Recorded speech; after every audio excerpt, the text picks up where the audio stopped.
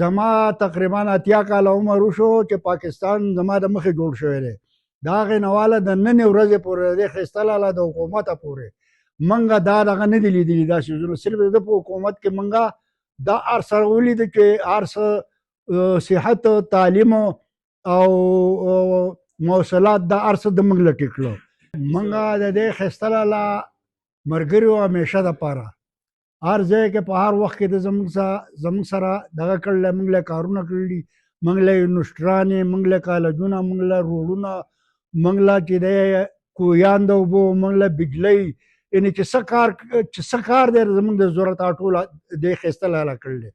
د دې نه مخکې چې دی نه فضول هسې په خلکو پسې منډې ترړې والې خانانو، هغو به چې دی نه خپل زموږ دغه ته نه کاته، زمونږ ضرورتو ته به یې نه کاته، خپل کار به یې کو او په کرسۍ به کېناسته او بیا به یې موږ ته نه کاته.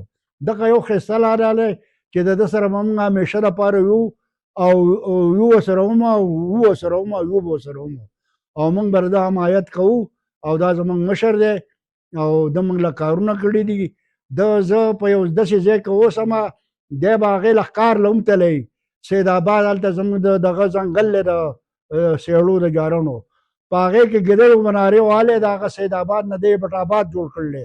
ځای په ځای راله سړکونه جوړ کړي دي، ځای په ځای راله بجلۍ خوره کړې ده، ځای په ځای له بوټ ویلونه جوړ کړي دي، خاپور راته کالج جوړ کړی دی او یونیورسټیانې جوړ کړي دي، ګریډ یې جوړ کړی دی. نو کم یو کار دی چې ده نه دی کړی په دې سواد کې. نو موږ بل څوک څه پېژنو چې دغه یو ښایسته لالی موږ به په ده ورپسې یو د ده ملګري یو همیشه دپاره.